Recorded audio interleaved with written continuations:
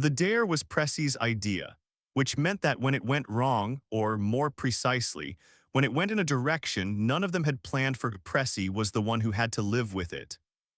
Not that it went badly, that was the part nobody could have predicted.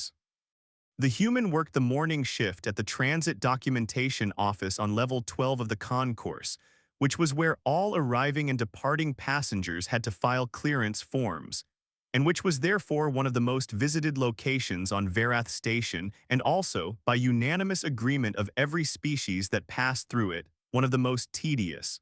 The forms were long. The queue was always longer. The staff were understaffed in the specific way that bureaucratic operations everywhere in the known galaxy tended to be understaffed, which was chronically and without apparent prospect of improvement. The human's name, according to the staff panel beside his window, was Thomas Adami Park. He was listed as Senior Documentation Specialist, which was the kind of title that sounded important and meant he had survived long enough in the position to be given responsibility for training new staff, which in practice meant he trained new staff and received no additional compensation for doing so. He was 46 years old, originally from Toronto. With reading glasses he pushed up his nose every few minutes, and a mug on his desk that said something in English that the translation panel in the waiting area rendered as "I would rather be anywhere else," which Pressy thought was either very honest or very funny or possibly both. He had been working the morning shift at Window 4 for 3 years. The dare was simple. Pressy would go sit beside him for 5 minutes. Not in the queue, the documentation staff had a small break area behind the main counter, 3 chairs and a low table, visible from the waiting area through the gap where the counter ended. She would go back there and sit in one of the chairs beside the human and see what happened. This was a dare because of what everyone on Verath Station knew about the humans in general, and Thomas Adami Park in particular. Pressy was Lethani, 23 years old, second-year cultural exchange student at the Verath Institute of Interspecies Studies, which meant she spent her days studying the intersection of alien cultures and her evenings arguing with her cohort about what those intersections meant, and her free time on dares that she later had to explain to her academic advisor.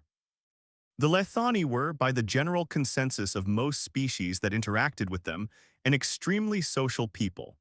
They communicated through a combination of verbal language and a bioluminescent display system located in thin lines along their forearms and collarbones that shifted color and pattern with emotional state, involuntarily, which meant that every Lethani was, at all times, broadcasting exactly how they felt to anyone who knew how to read the signals. There was no Lethani word for a poker face. The concept was physiologically impossible. Her cohort at the institute was 8 students from 6 species, and they had been together for 7 months. And in the way of students, everywhere they had developed opinions about the station around them.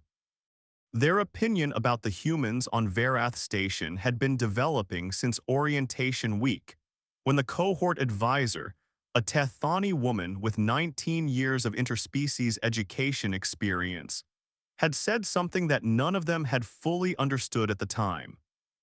She had said, "The humans on this station will teach you more about interspecies dynamics than any lecture I give you, but only if you pay attention to the right things." They had asked what the right things were. She had smiled, which for a Tethani was a rare and specific expression, and said, "That is what you are here to find out." The cohort had been finding it out for 7 months. What they had found in those 7 months was confusing.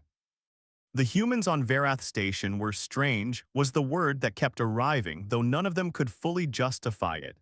Not strange in the ways the orientation materials had suggested. The orientation materials described humans as an emotionally expressive species, high social bonding tendency, strong in-group loyalty, aggressive when threatened. These things were true as far as it went. But there were things the orientation materials had not mentioned. The way the human who worked the sanitation rounds on level 8 stopped every morning at the viewport, and looked at the gas giant below the station for exactly 4 minutes before starting his shift. And the expression on his face during those 4 minutes was something none of them had a word for. The way the human doctor in the medical bay had a photograph on her desk, not a screen, a physical printed photograph, a technology that most species had abandoned 300 years ago of two people standing in front of a large body of water, and the way she touched the corner of it sometimes when she was writing reports, without seeming to notice she was doing it. The way Thomas Adami Park, senior documentation specialist, Window 4, spent the first 10 minutes of every morning shift arranging his desk in a specific order. Mug on the left, forms in 3 precise stacks, glasses case at a specific angle, and did this with the same careful attention whether the queue was empty or stretched to the door. They had been watching him for 2 months. Not in a strange way, the waiting area for documentation was public, and most of the cohort had legitimate forms to file, and filing forms gave you time to observe. They had watched him handle 300 forms a week with consistent attention. They had watched him explain a complicated multi-species transit regulation to a Garrel family, slowly and carefully twice, in 2 different framings until the family understood. They had watched him eat his lunch at his desk every day, reading something on his personal tablet, and refill his mug from a thermos exactly 3 times per shift. They had discussed what they were observing extensively. They had not reached a conclusion. Hence the dare. Pressy stood at the end of the counter for a moment before going around. The counter area behind window 4 was small. Thomas Adami Park was at his window processing a form for a Velun traveler. He had not yet noticed her, or if he had, he gave no indication. She went around the end of the counter. She sat down in one of the 3 chairs in the break area. She looked at her communicator as if she had a reason to be there, though she was aware this was not convincing because she did not have a convincing reason to be there. The bioluminescence on her forearms, which she could not control, was doing something complicated. The rapid flicker pattern that meant anticipatory anxiety, overlaid with the slower pulse of genuine curiosity. Anyone who could read Lethani signals would have an accurate picture of her internal state. Thomas Adami Park finished the Velun traveler's form. He turned from the window, he saw her. He looked at her for a moment. She looked at him. He was a medium-height human with reading glasses on a cord around his neck and ink on 2 of his left fingers, and the general aspect of a person who had long since reached a settled understanding of himself and his place in things. "Are you lost?" he said, not unkindly, as if this were a reasonable possibility. "No," she said. I'm a student at the Institute. I'm studying interspecies dynamics and she stopped, started again. The honest version was usually the one that worked. My cohort dared me to come sit here for 5 minutes. He looked at her. He looked at the waiting area, where she was fairly certain several members of her cohort were visible in various states of pretending not to watch. "I see," he said. "I can go," she said. "I'm sorry. I didn't mean to, it's not meant to be. We've been observing the station as part of our coursework and—" "How long have you been watching?" he said, not with suspicion, with something more like curiosity. 2 months, she said honestly.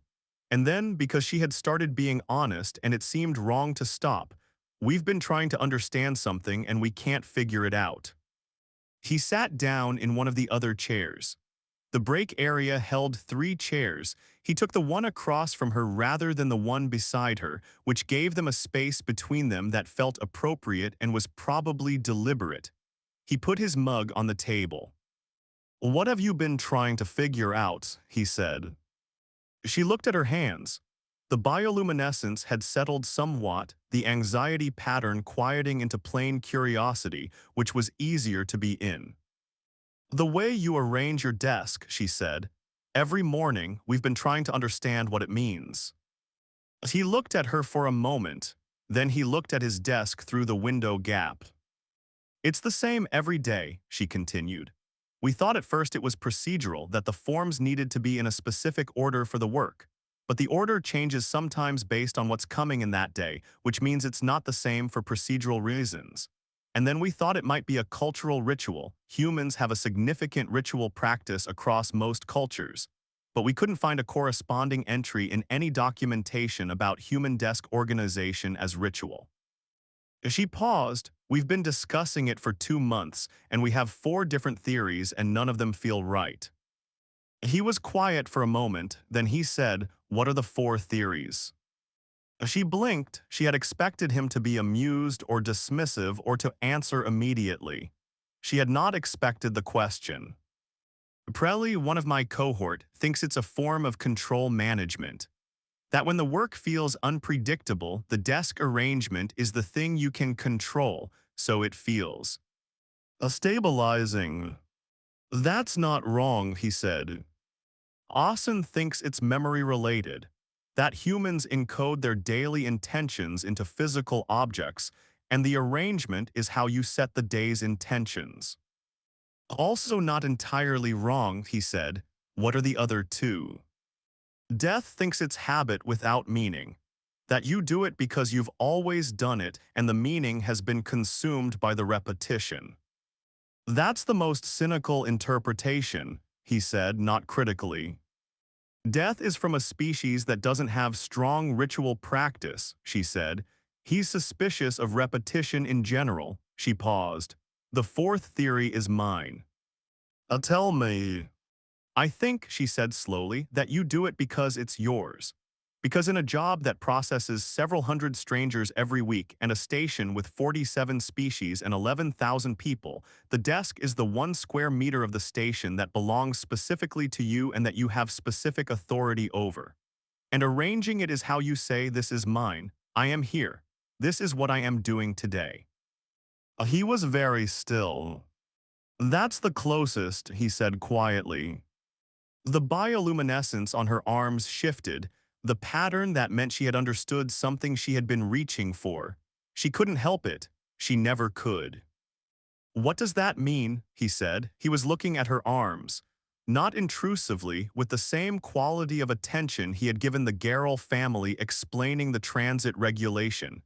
Genuine. I understood something, she said. The pattern is involuntary. I can't control what it displays. It responds directly to my internal state. I'm sorry if it's. Don't apologize, he said. I've worked here 3 years and I've never been able to read Lethani signals.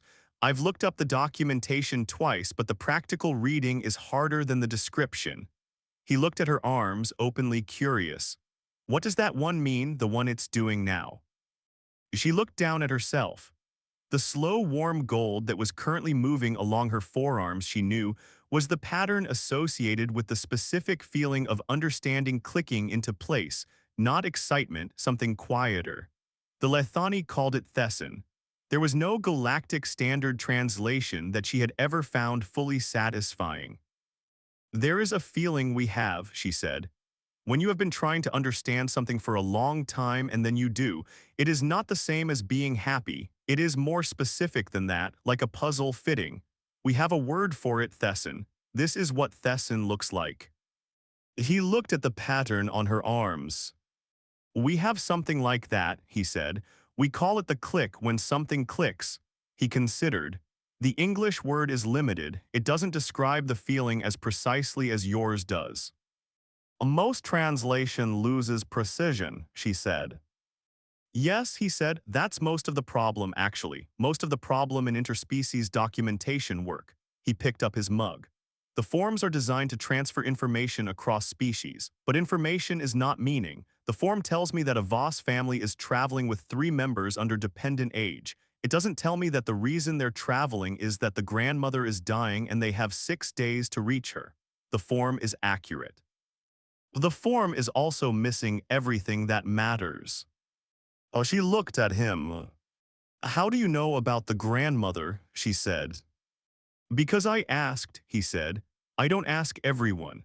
But sometimes you can tell when the form is not the whole story, and sometimes asking is, sometimes it matters that someone asked. Does it change what you do with the form? Not the processing, he said. The form gets processed the same way regardless. But sometimes, not always, but sometimes I can flag a connection to the medical liaison, or I can move a family through faster so they have more time, or I can just, he stopped. Sometimes I can just say, I understand why you're in a hurry. That is also information for them. Oh, she sat with that. You have been doing this for 3 years, she said.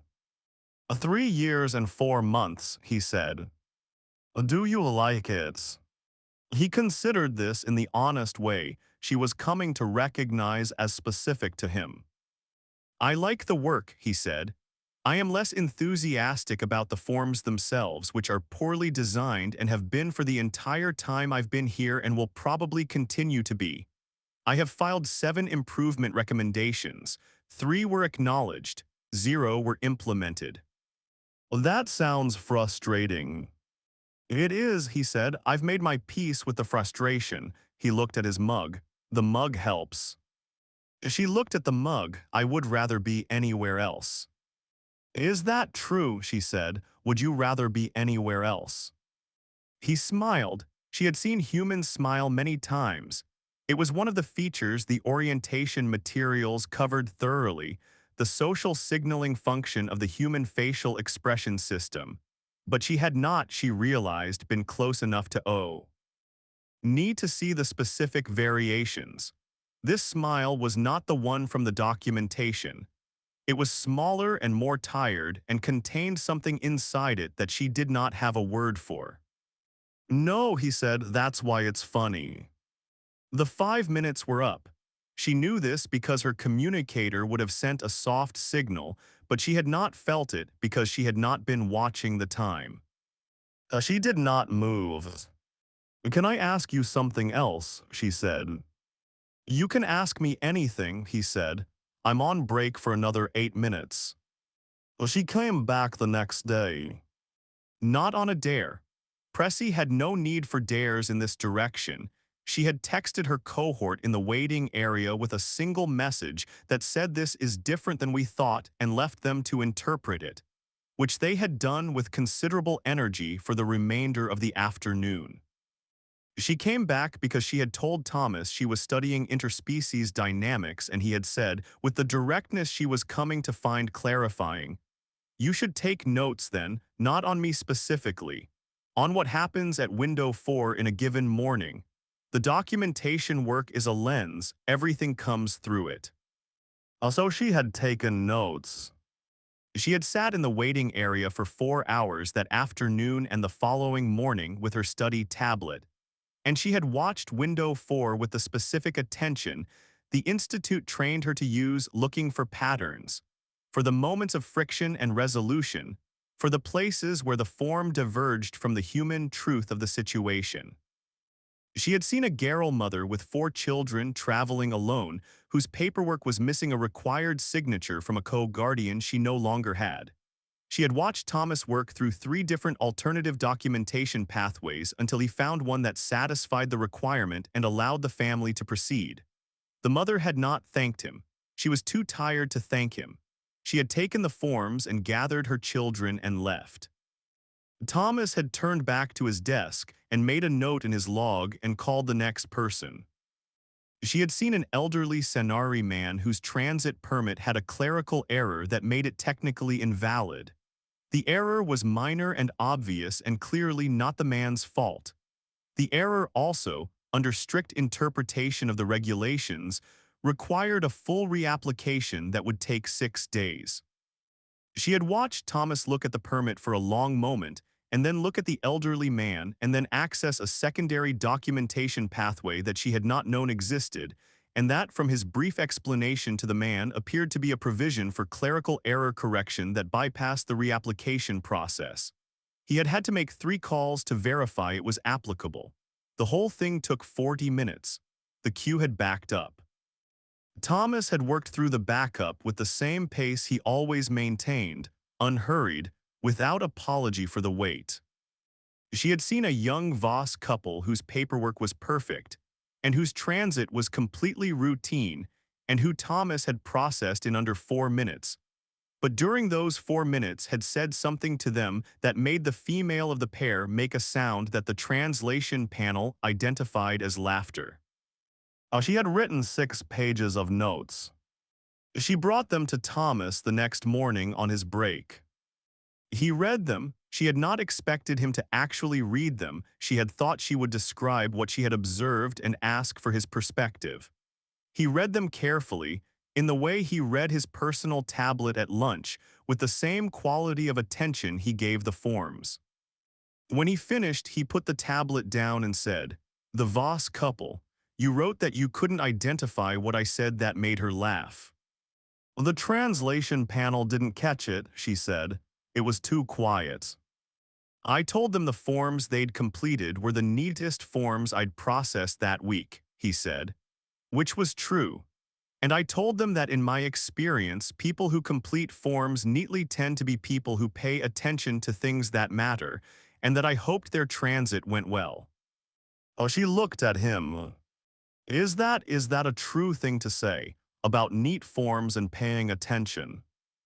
"I don't know," he said, "probably not universally, but it seemed true about them, and it was a reason to say something kind that wasn't empty." He paused. "There is a human concept, small talk, conversation with no informational content performed as social bonding. I am not very good at small talk. I prefer to say something true and specific. It takes longer to find, but it lands differently." It made her laugh, Pressy said. "Yes," he said, "sometimes a true and specific thing is also funny. That's a good day." She was writing. She had started writing automatically without deciding to. "You can ask me things directly," he said. "You don't have to observe from the waiting area if you have specific questions." "The observation is part of the method," she said.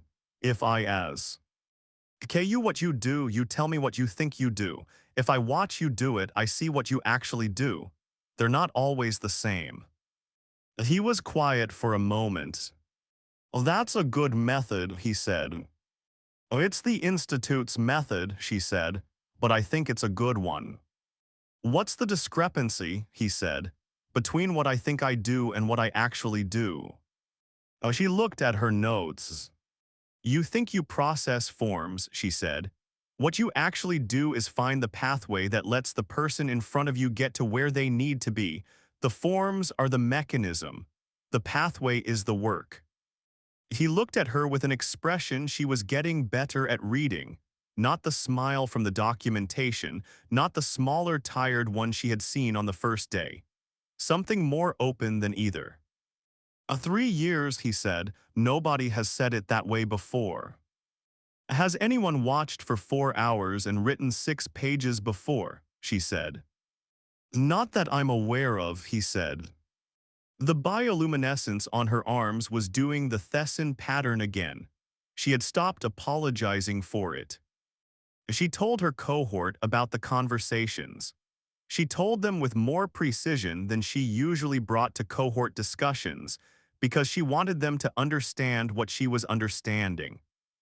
Death, who was suspicious of repetition, said, "He sounds like someone who has made the best of a situation that doesn't deserve the quality of attention he's giving it." Austin, who thought the desk arrangement was memory-related, said, "He sounds like someone who has found a way to make every small transaction matter." Prelli, who had the control management theory, said, "He sounds lonely." Pressy thought about all three of these. She thought they were all partially true and all partially missing something. She was thinking about it one evening in the cohort common room when their advisor, the Tethani woman with 19 years of experience, came in for what she called a pastoral visit and what the cohort called an intelligence-gathering operation. She sat down and looked at Pressy in the specific way that meant she had already been given a summary by someone. "The documentation specialist at window 4, she said. "Oh yes," Pressy said. "Tell me what you've found." Pressy thought about how to say it precisely. "The work he does is not the work he appears to be doing," she said. "The apparent work is form processing. The actual work is holding a space where 11 species a day can get from where they are to where they need to be and making sure the mechanism doesn't fail them. She paused. He has 7 declined improvement recommendations on file. The forms are badly designed. The system is understaffed. The regulations are inconsistent between species. He works within all of these constraints every day, and he finds the pathways anyway. The advisor was quiet for a moment. "And what does this tell you about interspecies dynamics?" she said. It was not a prompt so much as a genuine question, which was the way she asked things. "It tells me," Pressy said slowly, "that the most significant interspecies interactions on this station are not the ones in the diplomatic quarter or the research collaborations or the cultural exchange programs. They're at window 4 every morning when someone needs a pathway and the system doesn't have a clear one, and there's a human with reading glasses who has spent 3 years learning every undocumented provision in a regulatory framework that was never designed for the species it serves." She stopped. "It tells me that the infrastructure of interspecies life is held together by people who decided to understand it well enough to make it work for everyone who comes through." The advisor looked at her for a long time. "Write that up," she said, "as a paper." "It's not," Pressy started. "It's a case study of one documentation specialist. It's a case study of the mechanism by which interspecies cohabitation actually functions," the advisor said. "The gap between formal interspecies framework and lived interspecies experience is one of the central questions of this field. You found a window into it. Literally," she stood, "write the paper. I want a draft in 3 weeks." Oh, she left. Pressy sat with the instruction for a moment. Then she opened her notes and started writing. She went back to window for the next morning to tell Thomas about the paper.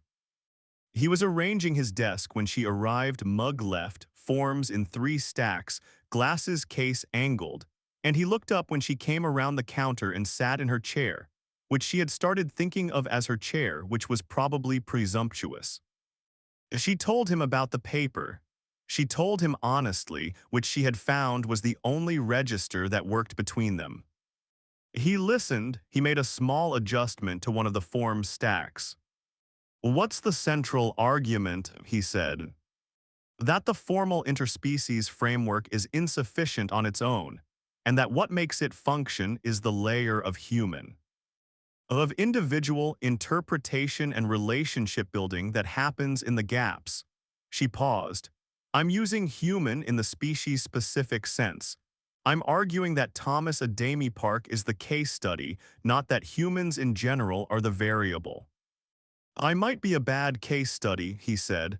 "I'm one person, I could be anomalous." "You're one person in a job where the turnover rate is extremely high," she said. "The average tenure in documentation specialist roles on stations of this size is 11 months. You've been here 3 years and 4 months. That's not anomalous, that's a choice." She looked at him. "Why have you stayed?" He was quiet for a moment, with the quality of quiet she had come to recognize as honest consideration rather than delay. "Because I know the system," he said. 3 years and 4 months of this specific system, these regulations, these forms, these undocumented provisions. Every month I'm here, I find a new pathway I didn't know about before. And every time I find a new pathway, someone who needed it eventually comes through the queue and I can use it." He looked at his desk. "If I leave, the person who comes after me starts from zero. The pathways take time to find." Oh, she looked at him. "You stay because leaving would waste the knowledge," she said. "That's part of it," he said, "also the mug." She had been expecting something more. She had not been expecting the mug. "Oh, the mug," she said. "My daughter gave me the mug," he said. "Before I took this posting, she was 14, she thought it was funny, she was right."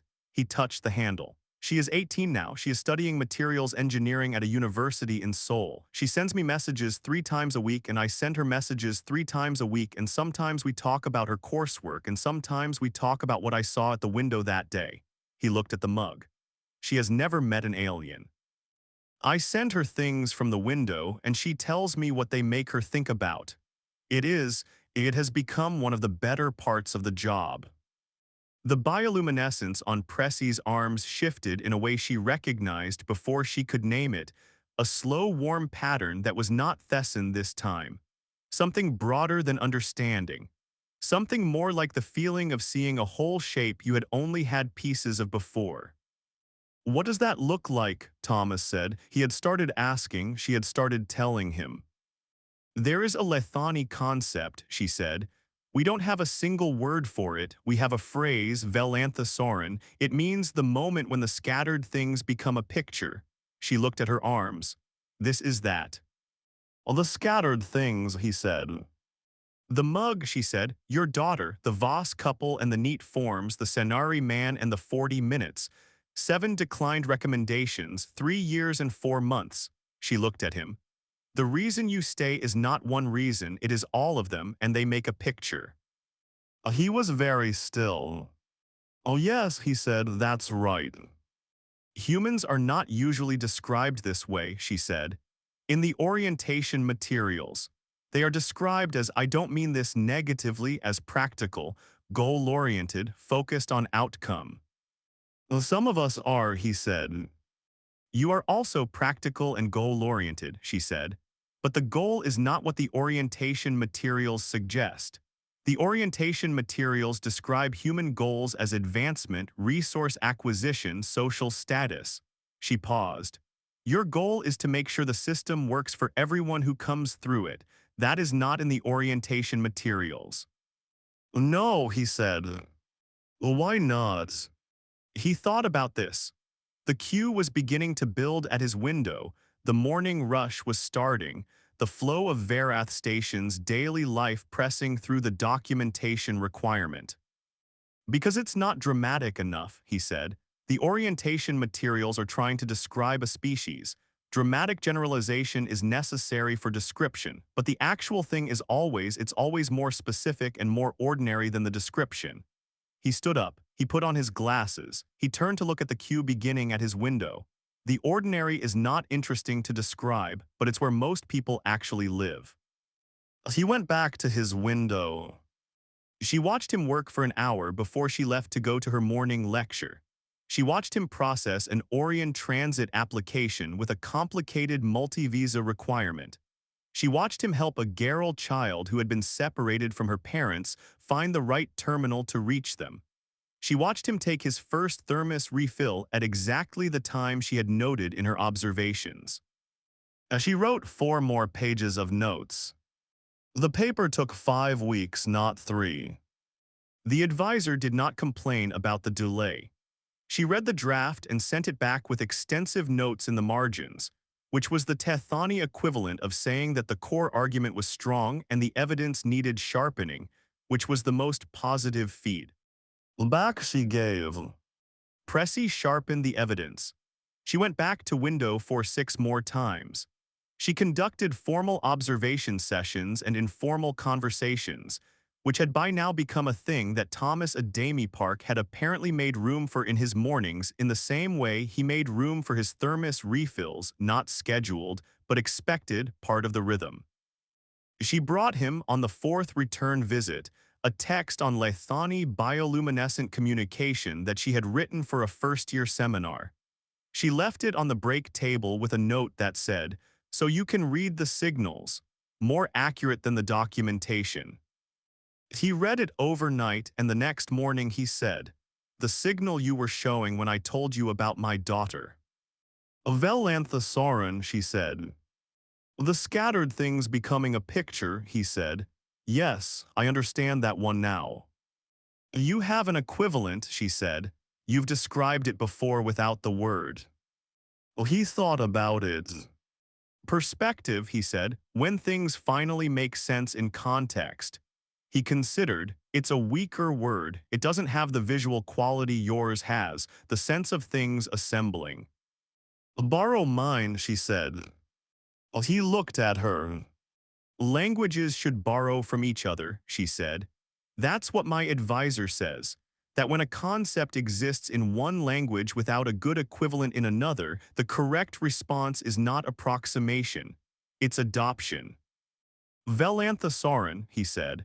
His accent was imprecise, English phonemes reshaping the Lethani sounds in ways that made it distinctly his, but the intent was clear.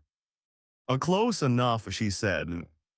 The paper was submitted 8 weeks after the dare.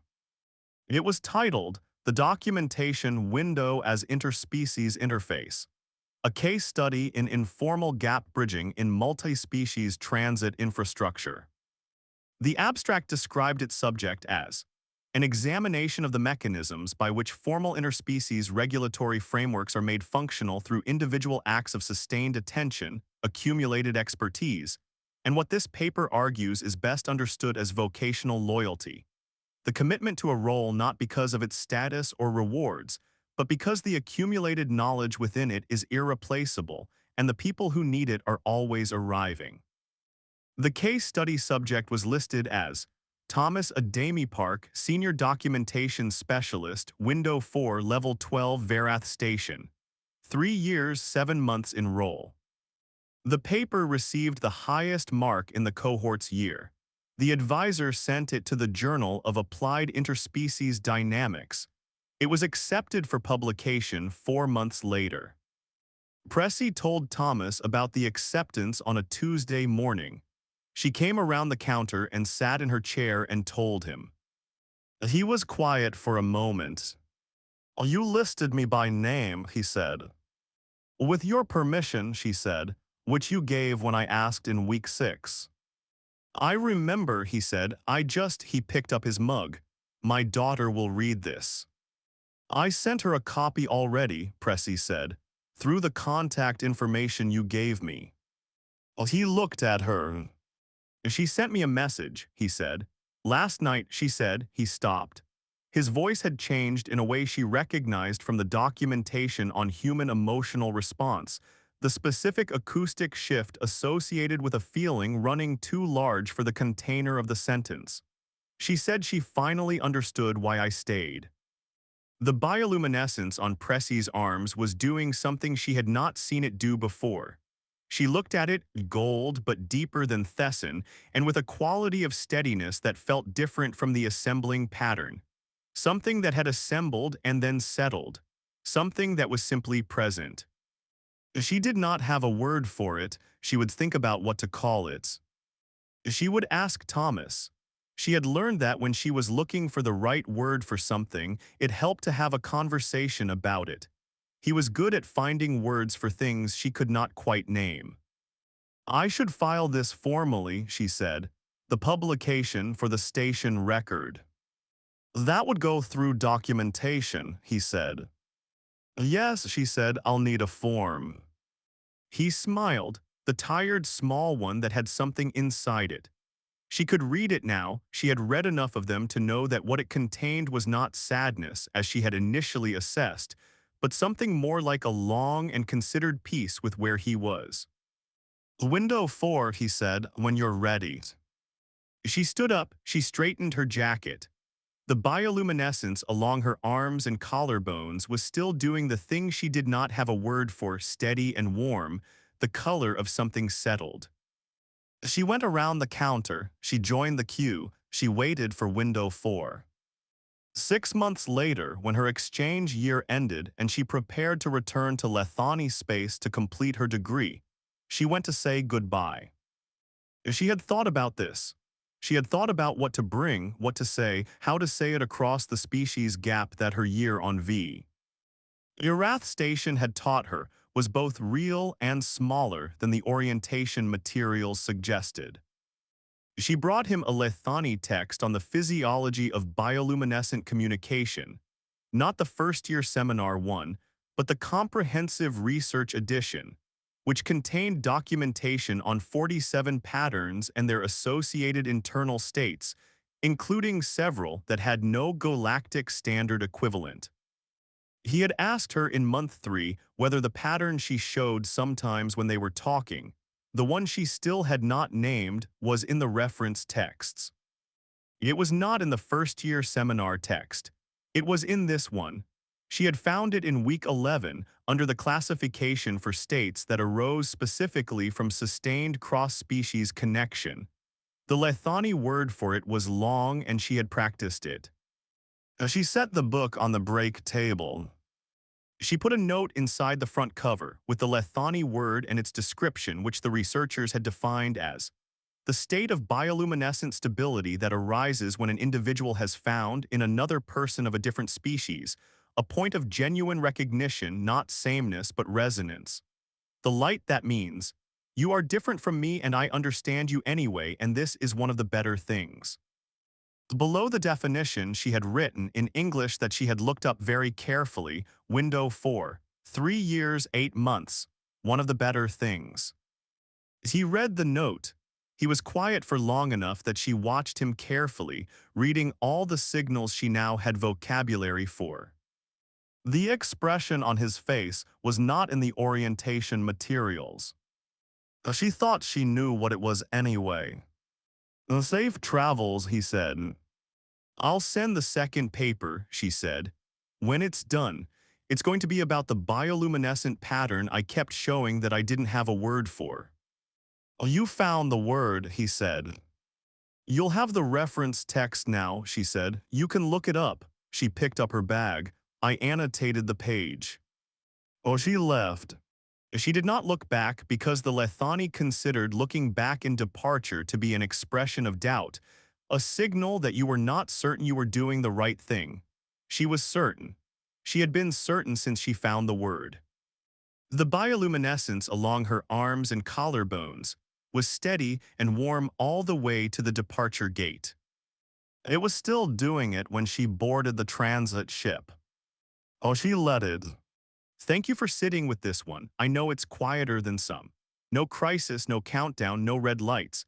Just a student who dared herself to sit beside a stranger for 5 minutes and stayed for a year and left with a word she'd been looking for. That's the story, that's all of it, and somehow that's everything. If you felt something in the last few lines that you couldn't immediately name, I think you know what the Lethani would call it.